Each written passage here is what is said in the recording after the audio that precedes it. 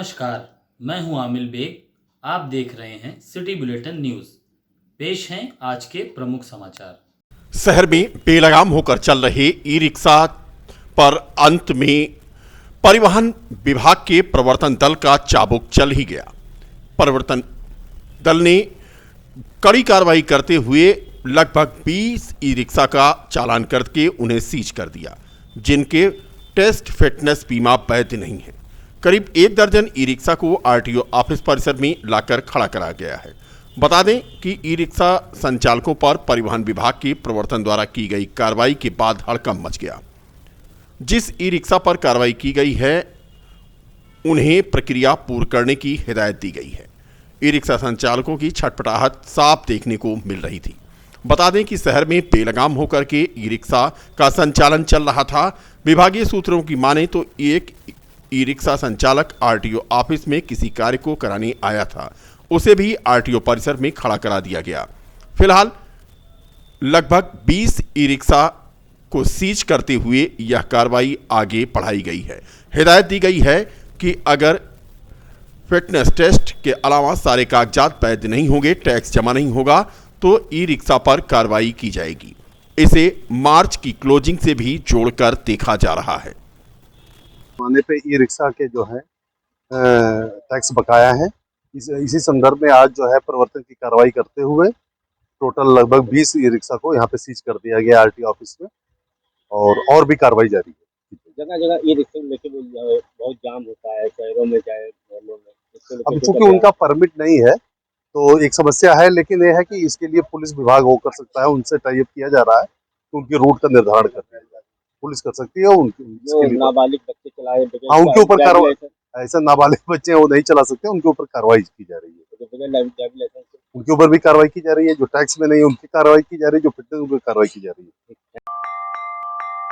अयोध्या शहर के लोहा मंडी स्थित पीएनबी बैंक के पीछे 1925 से बना व्यायामशाला यानी अखाड़ा पिछले 1 साल से नाले के प्रदूषित जल से बदहाली का शिकार बना हुआ है, जिसको लेकर नगर निगम में शिकायती पत्र दिए जाने पर भी आज तक कोई कार्रवाई नहीं हुई। अमानीगंज वार्ड से सपा के पूर्व पार्षद प्रतिनिधि तथा अखाड़े के सदस्य राम अजोर यादव ने आरोप लगाते हुए कहा कि 3 बार नगर निगम के नगर आयुक्त को शिकायती पत्र दिया गया, आदेश होने के बावजूद भी कोई समाधान नहीं हुआ। व्यायामशाला से तमाम प्रदेश और देश स्तर के पहलवान पैदा हुए। आज भी यहां पर 50 बच्चे अभ्यास करते हैं, लेकिन जल निकासी का एक नाला था, अब उस नाले के ऊपर बीचों बीच दीवार खड़ी कर दी गई है, जिसकी वजह से नाले की साफ सफाई नहीं हो पा रही है। नाले का प्रदूषित पानी पूरे अखाड़े में भर जाता है और दुर्गंध फैली रहती है। यही वजह से लोग अभ्यास नहीं कर पाते। उन्होंने कहा कि नगर आयोग द्वारा आदेश होने के बावजूद भी यहां पर कोई भी नगर निगम की टीम जांच के लिए नहीं आई। इस मामले को लेकर मुख्यमंत्री पोर्टल पर भी शिकायती पत्र दिया था, जिसकी कॉपी जिलाधिकारी को भी उपलब्ध कराई गई थी। उनसे भी अनुरोध किया था, लेकिन अभी तक समस्या का समाधान नहीं हो पाया। बता दें कि ये अखाड़ा शहर के लोहा मंडी स्थित पीएनबी बैंक के पीछे 1925 में स्थापित किया गया था, जो जर्जरा अवस्था में है और अब एक नाले के प्रदूषित पानी की वजह से यह बदहाली की मार झेलने रहा है। पंजाब नेशनल बैंक के पीछे खवासपुरा में स्थित है, जो 1925 में स्थापित हुआ है। उस अखाड़े से तमाम प्रदेश और देश स्तर के पहलवान वहां पर पैदा हुए हैं। आज भी 50 बच्चे वहां प्रैक्टिस करते हैं। हमारे अखाड़े के बीच में जल निकासी हेतु एक नाला था, उस नाले के ऊपर एक लोग बीचों बीच में दीवार खड़ी कर दी है, जिसकी वजह से सफाई नहीं हो पाती है, जिससे नाली का गंदा पानी पूरे अखाड़े में फैलता है। दुर्गंध फैली हुई है, लोग प्रैक्टिस नहीं कर पाते हैं। इसके संबंध में हमने कई बार नगर निगम में प्रार्थना पत्र दिया, नगर आयुक्त महोदय के द्वारा आदेश भी किया गया, लेकिन किन कारणों से मैं नहीं बता सकता हूं कि आज तक वहां पर कोई जांच करने नहीं गया और उसका समाधान नहीं हो पाया। मैं अक्टूबर माह से एप्लीकेशन बराबर दे रहा हूँ। एक बार एप्लीकेशन दिया था हमने इधर जनवरी में, तो नगर आयुक्त साहब ने अपर आयुक्त गुप्ता जी को स्पेशली उनको लिखा था कि आप इसको देख करके इसका समाधान करा दीजिए, लेकिन अब तक उस पर कोई कार्रवाई नहीं हो पाई। तो जब बरसात हुई थी, पूरे बरसात का जो पानी नाले में आया, पूरा पानी अखाड़े के अंदर से बह रहा था बच्चे वहाँ पर गए थे, कोई भी बच्चा प्रैक्टिस नहीं कर पाया। जो भी बच्चे वहाँ पर प्रैक्टिस कर रहे हैं उनका भविष्य अंधकारमय हो रहा है और उन जो भविष्य में वो वहाँ पर कोई प्रैक्टिस कर भी नहीं पाएंगे। हमें चाहते हैं, नगर आयुक्त साहब से हमारी ये मांग है कि उस कार्य को स्वयं अपने स्तर पर देख करके उसका समाधान करवा के। कितने सालों से समस्या लगभग 1 साल से बनी हुई है। हमारा नाम राम अजोर यादव। अयोध्या में प्रसिद्ध रामनवमी मेला शुरू हो चुका है। राम जन्मोत्सव की तैयारियां चल रही हैं, तमाम कार्यक्रम भी हो रहे हैं। सीएम योगी की मंशा के अनुरूप परिवहन विभाग ने भी बसों की व्यवस्था की है। अयोध्या डिपो ने श्रद्धालुओं के आवागमन के लिए 60 बसों के बेड़ों को लगाया है। नवागत एआरएम रोडवेज आदित्य प्रकाश ने बताया कि सभी बस चालकों और कंडक्टरों को हिदायत दी गई है कि आवागमन में श्रद्धालुओं को कोई दिक्कत नहीं होनी चाहिए। उन्हें सुविधापूर्ण यात्रा कराते हुए अयोध्या धाम पहुंचाएं और वापस उनके गंतव्य तक भी ले जाएं। एआरएम आदित्य प्रकाश ने बताया कि श्रद्धालुओं की सेवा के लिए बसों का बड़ा बेड़ा उतार दिया गया है। श्रद्धालुओं को कोई दिक्कत नहीं होगी। जितने भी आसपास के जिले हैं, गोंडा, बहराइच, बलरामपुर, सुल्तानपुर, बस्ती, प्रतापगढ़, प्रयागराज, अमेठी, बाराबंकी, सुल्तानपुर, लखनऊ व अन्य जनपदों से आने वाले श्रद्धालुओं की सुविधा का ख्याल रखते हुए बसों का नियमित संचालन किया जा रहा है। मैंने एआरएम के पद पर अयोध्या डिपो में कल ही ज्वाइन किया है। माननीय परिवहन मंत्री जी के दिशा निर्देश में और यहाँ के क्षेत्रीय प्रबंधक श्री विमल राजन जी के उसमें निर्देशन में 60 बसों की व्यवस्था की गई है, जिससे यहाँ के आने वाले श्रद्धालुओं को कोई असुविधा ना हो। डिपो के कर्मचारियों को यथास्थान ड्यूटी आवंटित कर दी गई है और उनको इस विषय गाइड कर दिया गया है कि किसी भी श्रद्धालु से किसी भी तरीके से कोई अपवाद ना हो, उनको परेशानी ना हो, उनकी सुविधा का पूरा ख्याल रखा जाए और उनको उनके गंतव्य तक भेजा जाए। और रामनवमी के लिए उनको यहाँ पर्व के लिए गोंडा, बलरामपुर, बहराइच भी बसें मैंने भेजी हैं उनको वहाँ से लाने के लिए और यहाँ से पूरा इनकी व्यवस्था करके भिजवाने की पूरी व्यवस्था की। पुरानी रंजिश को लेकर एक युवक को चाकू से गोदकर घायल कर दिया गया, जिसके बाद गंभीर रूप से घायल हुए युवक को 108 एम्बुलेंस के जरिए जिला चिकित्सालय लाया गया, जहां पर युवक की हालत गंभीर देखते हुए उसे लखनऊ रेफर कर दिया है। मामला अयोध्या के थाना पूरा करंदर के कर्मा कोंडरी गांव का है। दवा लेकर बाजार से घर वापस जा रहे युवक को पुरानी रंजिश में गांव के ही कुछ लोगों ने पुलिया पर घात लगा करके जैसे ही वह पहुंचा उस पर चाकू से हमला कर दिया, जिससे वो गंभीर रूप से घायल हो गया। घायलावस्था में उसे जिला चिकित्सालय लाया गया। मौके पर पहुंची पुलिस पूरे घटना की जांच पड़ताल में जुट गई। घर वालों का कहना है कि इससे पहले भी लोगों ने उन पर हमला किया था और दोबारा जान से मारने की धमकी दी थी। पुलिस में शिकायत की गई थी, लेकिन पुलिस ने अगर पहले कार्रवाई कर दी होती तो दोबारा ये घटना न होती। पोस्ट कोनरी, ग्राम कर्मा, पोस्ट कोनरी, बाजार, जिला फैजाबाद। अच्छा, क्या हुआ था? आज गए थे चौराहे पर दवा लाने सर, वहाँ से आ रहे थे पैदल अरे वहाँ पुलिया पर बैठे थे। कौन लोग? वही शंकर और उनके साथ में 2-4 आदमी और थे और सब जने पकड़ ले और उन्होंने सीधा चाकू से उनके पेट पर वार दिया साहब। बात वही पहले दिन थी जो शिवरात्रि के दिन झगड़ा ऐसी था। शिवरात्रि के दिन खाना खाने गए थे। हाँ, उसी को बता दिया? हाँ जी सर। क्या लोग थे पालने में? जी वहाँ जब पहले लोग थे 7-8 लोग थे। जगह घटना हुई है? गाँव के नहर पर, बगिया के पास। अयोध्या में श्री राम जन्मोत्सव की धूम है। पूरी अयोध्या राममय दिखाई दे रही है। मठ मंदिरों में जय श्री राम की गूंज है। राम मंदिर में नवरात्रि के प्रथम दिन से ही श्री राम जन्मोत्सव का कार्यक्रम चल रहा है। भगवान रामलला को अनेक प्रकार के भोग लगाए जा रहे हैं। वहीं राम जन्म महोत्सव समिति पूरे 9 दिन का कार्यक्रम इस बार कर रही है।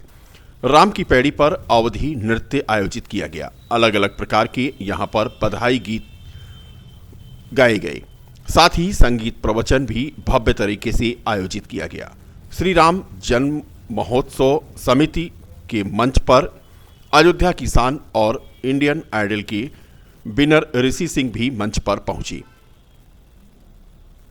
उन्हें रामनामी पहनाया गया और राम मंदिर का मॉडल भेंट किया गया। ऋषि सिंह ने मंच पर उसी गीत को गुनगुनाया जिस गीत के माध्यम से वह इंडियन आइडल में विनर होने जा रहे हैं और राम की पैड़ी पर जो लोग भी आ रहे हैं वह राम जी के रंग में आज डूबे नजर आ रहे हैं। नवरात्रि के तीसरे दिन देवी मंदिरों में जयकारों के बीच भक्तों का रेला उमड़ा रहा। अलग अलग मंदिरों में उमड़े श्रद्धालुओं ने देवी मां का पूजन धूप दीप और नैवेद्य से करने के साथ साथ अपनी मनोकामना पूर्ण होने की प्रार्थना की। कैंट में स्थित मां पाटेश्वरी देवी के दरबार में भी बड़ी संख्या में भक्त पहुंचे। प्राचीन मान्यता के अनुसार माता पार्वती के पिता राजा प्रजापति दक्ष ने एक यज्ञ का आयोजन किया था, परंतु सती के पति भगवान शिव को इस यज्ञ में आमंत्रित नहीं किया गया, जिससे भगवान शिव इस यज्ञ में शामिल नहीं हुए। लेकिन माता पार्वती जिद करके यज्ञ में शामिल होने के लिए चली गई। वहां शिव उनकी निंदा सुनकर वह यज्ञ कुंड में कूद गईं। तब शिव सती के वियोग विह्वल होकर सती का शव अपने कंधों पर धारण करके संपूर्ण त्रिलोक भ्रमण करने लगे। भगवती सती ने तब आक्रोश में शिव को दर्शन दिए और उनसे कहा कि जिस स्थान उनके शरीर खंड विभक्त होकर गिरेंगे वहां महाशक्तिपीठ का उदय होगा। सती का शव लेकर शिव पृथ्वी पर विचरण करते हुए नृत्य यानी तांडव भी करने लगे, जिससे पृथ्वी की स्थिति गंभीर होने लगी। इस पर विष्णु भगवान ने अपने चक्र से सती के शरीर को खंड खंड करके करने का विचार किया। जब जब शिव नृत्य मुद्रा में पांव पटकते, विष्णु अपने चक्र से सती को खंड कर देते, टुकड़ा जमीन पर गिरता और इसी प्रकार सती के शरीर के अंग और आभूषण गिरते रहे और वहां शक्तिपीठ का उदय हुआ। माता पार्वती की जंघा का दाहिना हिस्सा गिरा तो यहां पर आदिशक्ति मां पाटेश्वरी देवी विराजमान हुए। बहुत ही 9 दिन महत्वपूर्ण है। यहाँ हजारों लोग, लाखों लोग आते हैं, रोते हुए आते हैं, लेकिन जब निकलते हैं दरबार से तो मुस्कुराते हुए निकलते हैं। क्यों? कि माँ हर एक की मुराद सुनती हैं, हर एक की फरियाद सुनती हैं। और ये जिस समय माँ सती जी ने राजा दक्ष के यज्ञ में भोलेनाथ का अपमान न सहते हुए राजा दक्ष के यज्ञ में जलते अग्निकुंड में अपने प्राणों की आहुति दे दी। भोलेनाथ आक्रोश में आकर के वो नृत्य भ्रमण करने लगे। तब विष्णु भगवान ने सोचा कि अगर हम कुछ नहीं करते हैं दुनिया में विध्वंस हो जाएगा। विष्णु भगवान ने अपना सुदर्शन चक्र छोड़ा। उस सुदर्शन चक्र ने माता जी के अंग के, माँ सती जी के अंग के 52 खंड किए। जिस जी का गणेश नगर मकबरा पर स्थित माता शीतला के दरबार में भी बीती शाम आरती में बड़ी संख्या में भक्त गण इकट्ठा हुए। बता दें कि माता शीतला की सायंकाल की आरती में आसपास ही नहीं बल्कि पूरे जिले से बड़ी संख्या में श्रद्धालु उमड़ रहे हैं। यहाँ पर आरती के बाद दर्शन पूजन का जो सिलसिला शुरू होता है वो देर शाम तक चलता रहता है। बता दें कि शीतला माता धाम के महंत जयप्रकाश दास की अगुवाई में भक्तों की सभी सुविधाओं का ध्यान रखा जा रहा है। आने वाले भक्तों को प्रसाद आदि का जहां वितरण होता है वहीं भक्त यहां से मनोकामना मांगकर वापस जाते हैं। यहाँ के मूल निवासी हैं माता जी के, और माता जी के भक्त हैं, तो आना जाना हमारा यहाँ रोज का रहता है। और आज माता जी का दूसरा दिन है। यहाँ पे माता जी के दर्शन से सबकी मनोकामनाएं पूरी होती हैं। मेरी, जहाँ तक मैं अपनी बात करूँ तो मेरी हर मनोकामना माता जी के दरबार में पूरी हुई है। और शीतला माई सबका उद्धार करती है, सबका कल्याण करती हैं। माता जी का ये मंदिर वर्षों पुराना है और यहाँ लाखों श्रद्धालुओं के सारी जो भी इच्छाएं कही जाए सब पूरी होती हैं। जय शीतला माई की। सिद्धपीठ श्री शीतला माता मंदिर पुजारी, आज माता के नवरात्र का दरबार में दूसरा दिन है और माता की मंदिर में भीड़ और जमावड़ा माता के भक्तों का लगा हुआ है। सुबह प्रातः 4 बजे से ही माता को चुनरी नारियल चढ़ाकर माता से भक्त लोग आशीर्वाद ले रहे हैं। आरती के 4 बजे, सुबह 7 बजे, दोपहर 12 बजे, शाम 7 बजे, रात्रि 10 बजे आरती के उपरांत माता को केले का प्रसाद भक्तों को देकर माता से आशीर्वाद दिया जाता है। जय शीतला माई। रानी मानवती शिक्षण संस्थान खजुराहट के तत्वावधान में शुक्रवार को 12वां वार्षिकोत्सव आयोजित किया गया। इस दौरान स्कूली छात्र छात्राओं ने एक से बढ़कर एक मनमोहक सांस्कृतिक कार्यक्रम प्रस्तुत किए। वहीं दूसरी ओर संस्थान द्वारा मेधावी छात्र छात्राओं को पुरस्कृत करके उन्हें प्रोत्साहित किया गया। छात्रों ने सांस्कृतिक कार्यक्रमों में नाटक, कला, नृत्य, निबंध सहित अनेक विधाओं में प्रस्तुतियां करके खूब तालियां बटोरी। शिक्षण संस्थान के डायरेक्टर जयदीप प्रताप सिंह उर्फ टिममू बाबू ने रानी मानवती देवी, जो कि बीकापुर की पूर्व विधायक भी थीं, के सपनों को साकार करने के लिए शिक्षण संस्थान द्वारा क्षेत्र के गांव गरीबों के बच्चों को शिक्षा की अलग जगाने की उपलब्धि के बारे में विस्तार से जानकारी दी। आपके बीच में जूनियर हाई स्कूल रानी मानवती देवी शिक्षण संस्थान के नाम से विगत 11-12 सालों से लगातार यहाँ गरीब, मजबूर और असहाय लोगों की मदद के लिए तत्पर है, जो लगातार गरीब बच्चों को निःशुल्क शिक्षा देने का काम भी करता है।